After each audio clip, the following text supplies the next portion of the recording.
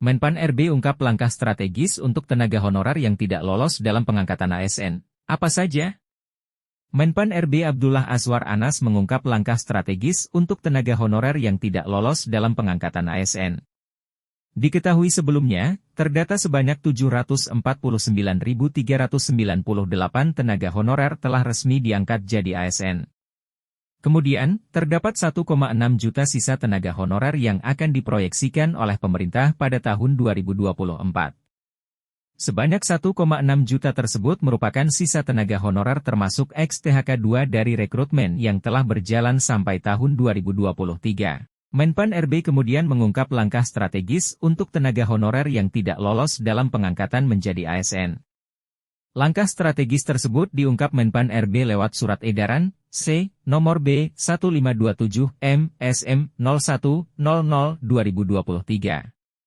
Berdasarkan set tersebut, PPK diminta agar tetap mengalokasikan anggaran untuk tenaga honorer yang sudah terdaftar dalam data BKN.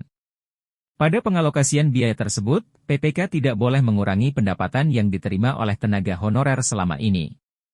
Tidak hanya itu, PPK dan pejabat lain pun dilarang mengangkat tenaga honorer untuk mengisi jabatan ASN atau non-ASN lainnya. Bahkan, PPK maupun pejabat lain yang melanggar akan menerima sanksi sesuai yang tercantum dalam UU ASN 2023. Pada pengalokasian biaya tersebut, PPK tidak boleh mengurangi pendapatan yang diterima oleh tenaga honorer selama ini.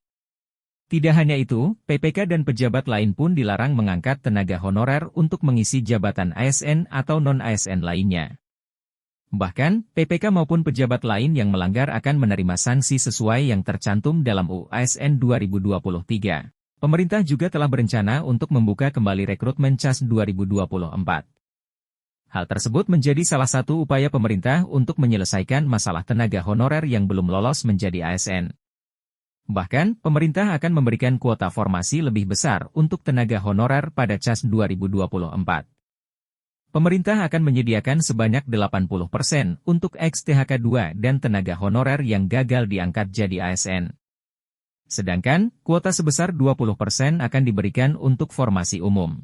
Itulah informasi mengenai Menpan RB yang mengungkap langkah strategis untuk tenaga honorer yang tidak lolos dalam pengangkatan ASN.